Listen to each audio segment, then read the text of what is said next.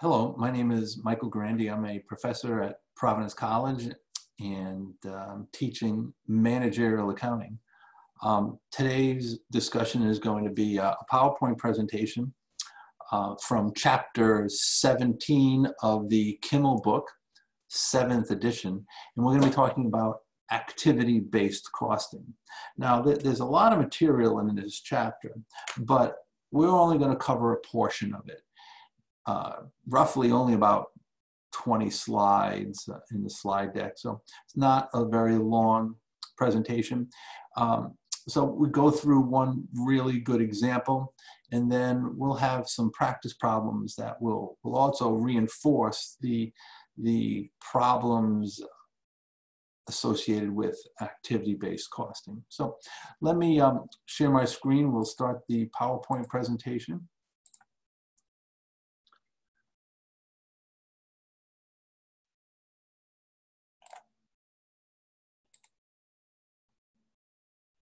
So again, this is chapter 17, the Kimmel, Weigand, Kiso book, 7th edition, and we're primarily talking about activity-based costing. So we have a few learning objectives we're going to take a look at. Number one, we're going to discuss the difference between traditional costing and activity-based costing. Primarily, the difference is in the accuracy in the application of manufacturing overhead. Learning objective 2, we're going to apply activity-based costing to a manufacturer. And we may or may not get to learning objective 3. We definitely won't cover number 4. So what are the differences between traditional costing and activity-based costing? Well, in traditional costing, manufacturing overhead is allocated using one single predetermined overhead rate. And you remember when we looked at job order costing, and when we looked at job order costing, we allocated manufacturing overhead to our product, to our jobs, on the basis of one single predetermined overhead rate. You remember the calculation. The predetermined overhead rate equals total estimated manufacturing overhead dollars divided by a single activity base. And that was usually direct labor hours. In a couple of instances, we looked at machine hours. We didn't cover process costing, so there's no need to talk about it. So here's the illustration that's in the textbook, and that's covered very well here in the PowerPoint presentation.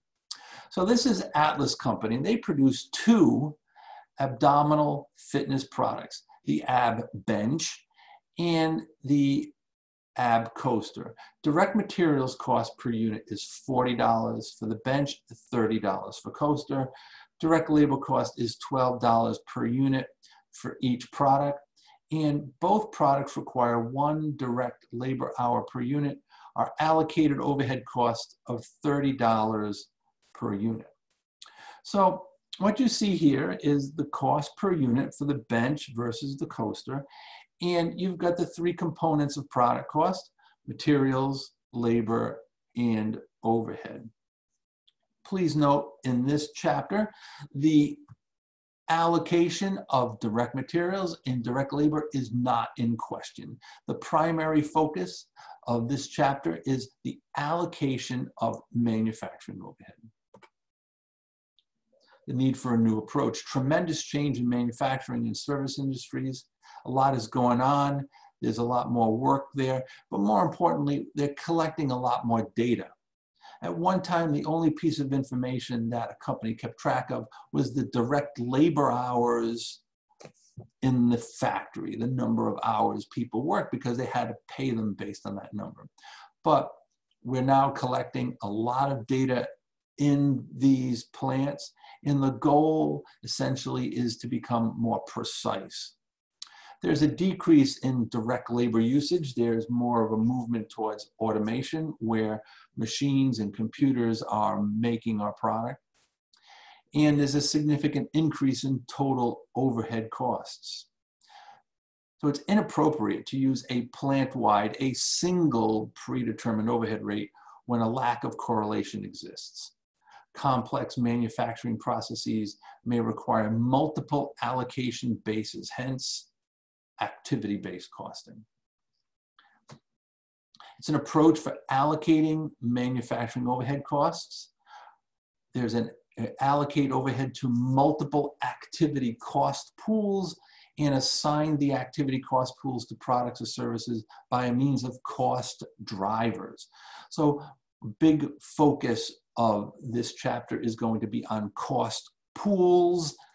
That is buckets of dollar amounts of manufacturing overhead. And then the calculation of activity rates based upon cost drivers or activities, which could be direct labor hours, direct machine hours, numbers of batches, number of purchase orders, number of parts, a lot of different things, computer setups. So let's talk about activity. It's any event, action, transaction, or work sequence that incurs cost when producing a product or performing a service. It's a function, it is an action within the factory, within the manufacturing facility. An activity cost pool is overhead cost is attributed to a distinct activity. So dollar amounts associated with that activity, such as ordering materials or setting up machines.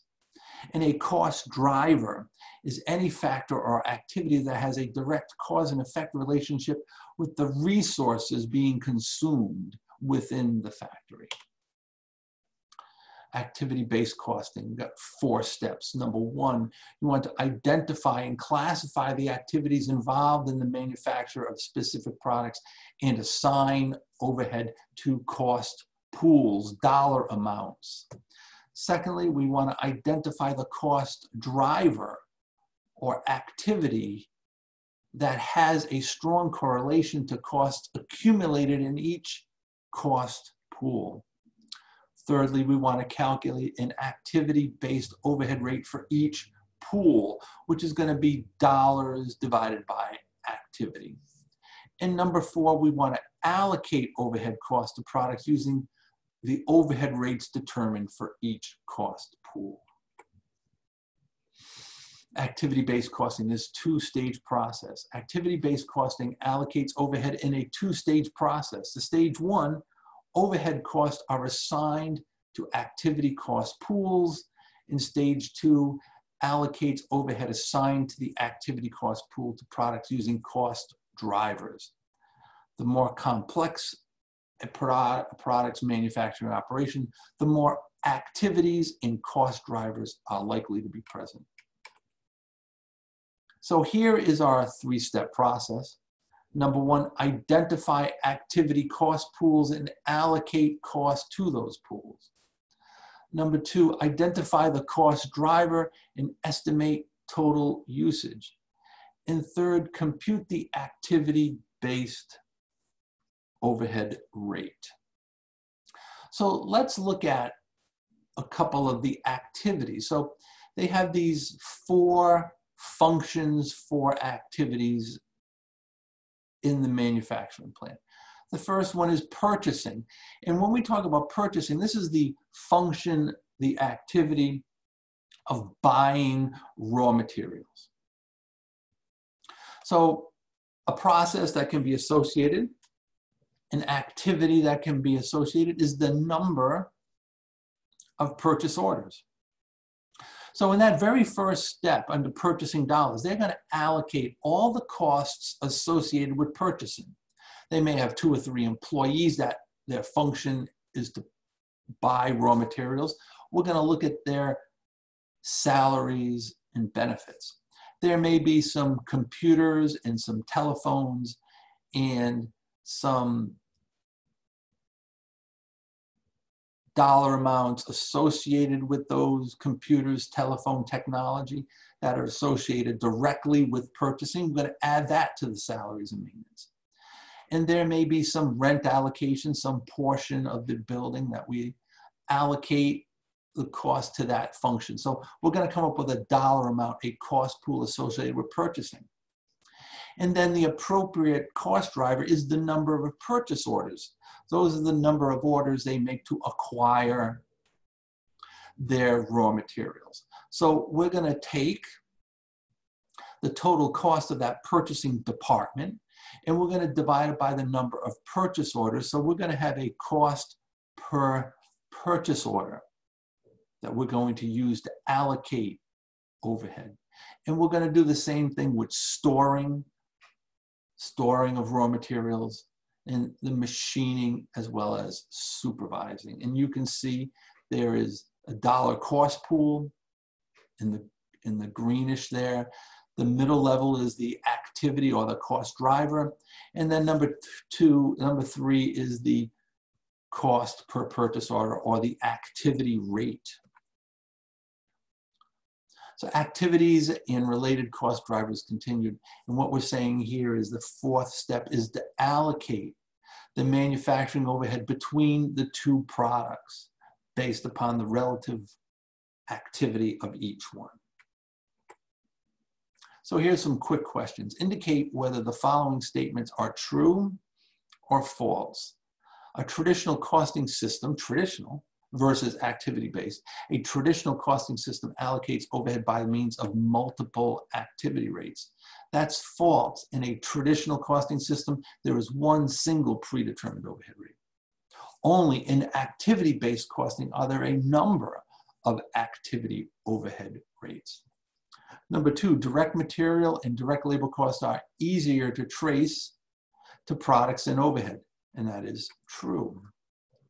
Item three, as manufacturing processes have become more automated, more companies have chosen to allocate overhead on the basis of direct labor costs. And that's false, because they're looking at the various activities within their plant, and they may allocate cost on number of purchase orders, or number of employees, or number of machine setups, and not direct labor costs.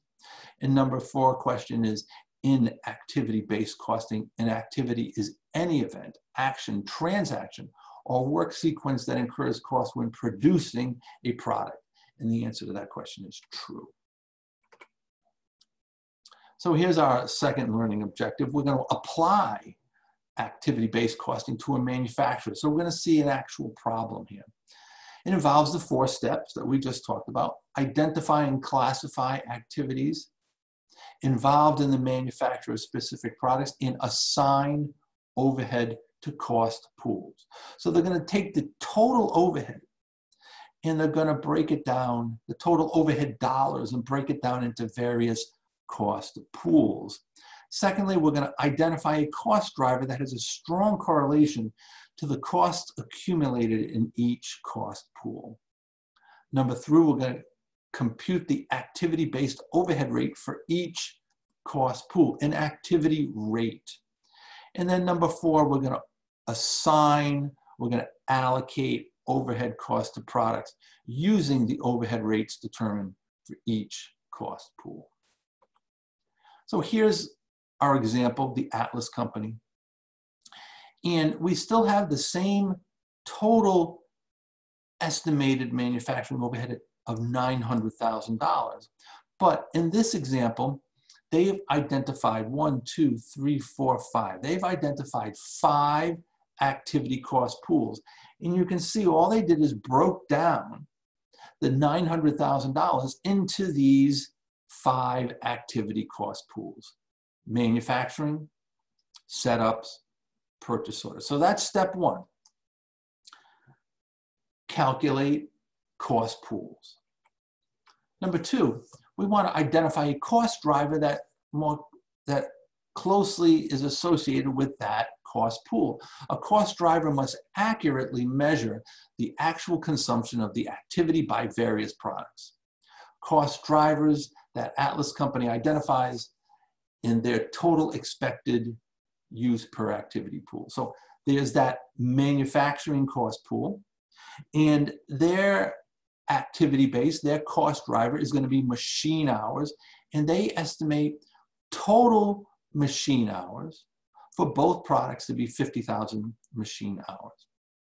Their second cost pool is setups, and they're going to allocate the cost of the setups based on the number of setups, and they estimate that there'll be 2,000 in total. And purchase orders, they've identified a cost pool associated with purchase orders, and they're going to allocate that cost based upon the number of purchase orders, and they estimate a total of 2,500 purchase orders. You can see they did the same thing for product development and facility management. So the third stage is to calculate the activity rate. Company computes an activity-based overhead rate per cost driver. And if you look at this, this formula is very similar to the predetermined overhead rate, where you're taking the estimated overhead dollars divided by the estimated cost driver activity. Dollars divided by activity. And that's what the predetermined overhead rate was, right? We took overhead dollars divided by some activity. The only difference between the traditional approach and activity-based is you have multiple drivers in activity-based costing. So in this box here, you can see they simply did some division here. They took the cost pool and divided it by the cost driver and came up with a rate. All of the information in column B and D has to be given to you. In a problem, we will give you column A, which is the activity cost pool name. We will give you the estimated overhead for that cost pool, and we will give you the total expected driver or activity. You will have to calculate F, the activity rate, which you can very clearly see is simply the cost dollars divided by the activity. And labels are important here. For example, the manufacturing cost pool is $500,000 divided by the 50,000 machine hours. The activity rate is $10 per machine hour. Same thing with setups. $100,000 divided by 2,000 setups. The activity rate is $50 per setup. The last piece of information that needs to be provided to you is the breakdown of the expected activity between the two products. So let's look at manufacturing. We told you they were going to allocate manufacturing overhead based upon machine hours. So they have total expected machine hours of 50,000. But they have to break that down for you. They have to break down the fact that there are 30,000 machine hours associated with the bench and 20,000 machine hours associated with the coaster. Similarly, with regard to setups, they had total estimated setups of 2,000. They've determined that 500 setups would be associated with the bench and 1,500 setups with regard to the coaster. Again, that's given to you. So let's look at the top of this screen.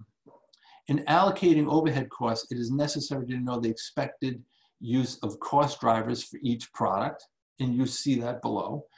Atlas Company produces 25,000 AB benches and 5,000 coasters. Because of its low volume and higher number of components, the coaster requires more setups and purchase orders than the AB bench, which you can see. But what's also important here is they're telling you the expected number of units to be produced, which we're going to need to know later in the problem. Because remember, ultimately, we want to come up with a cost per unit, and we need to know the number of units. So you can clearly see that labels are important here. Number of units to be produced versus what you see on the bottom of this screen where you're dealing with things like machine hours and setups. So please be cautious of your labels. So in this slide here, we're looking at the allocation of overhead to the bench. To allocate overhead costs, Atlas multiplies the activity-based overhead rates per cost driver by the number of cost drivers expected to be used per product. Now, let's look at this carefully. Let's look at manufacturing.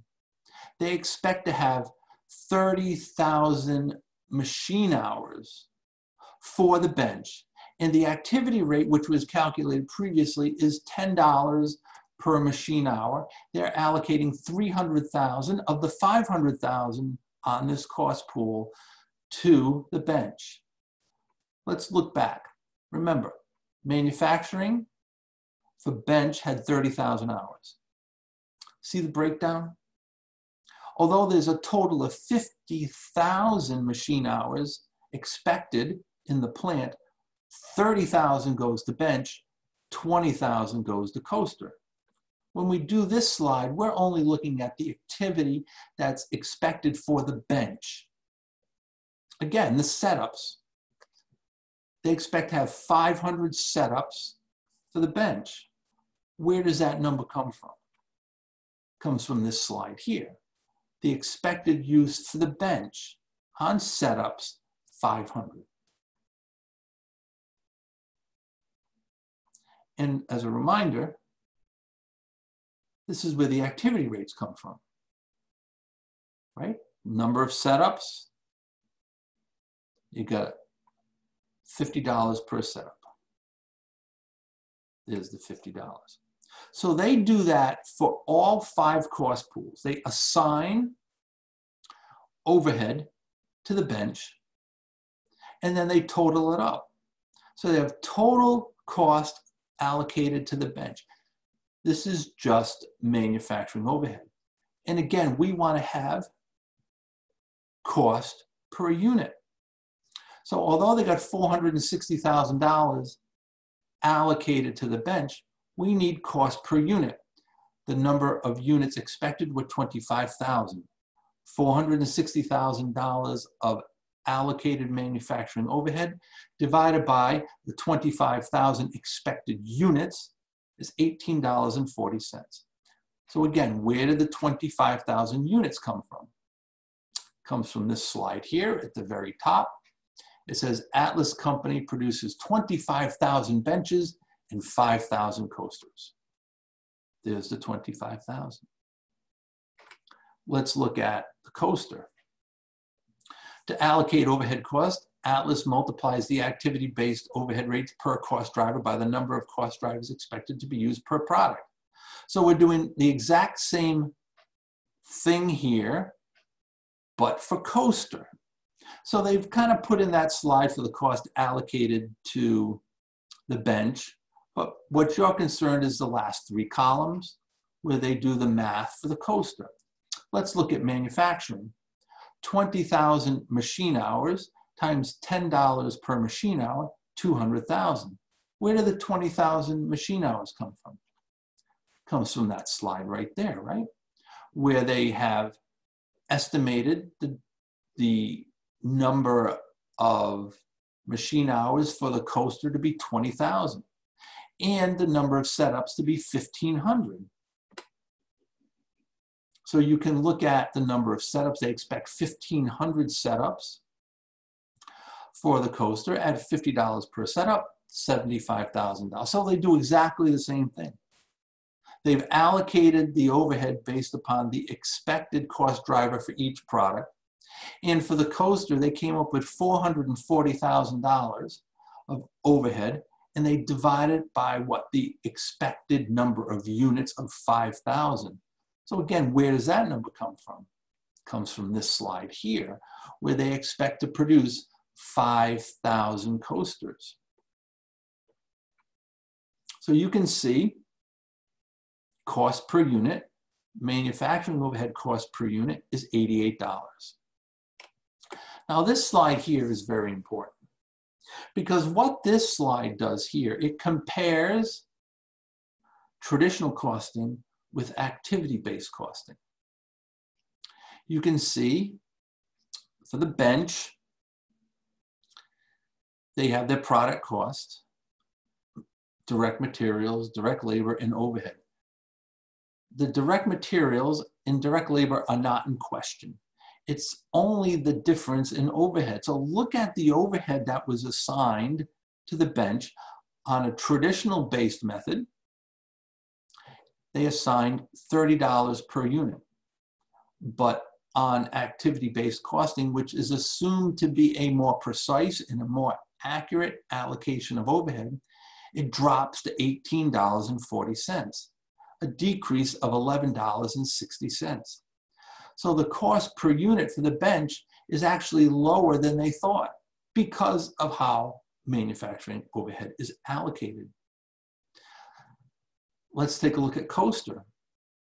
Now remember, Coaster is their secondary product. Well, what do I mean by that? Well, they sell more benches than they do coasters. Well, how do I know that?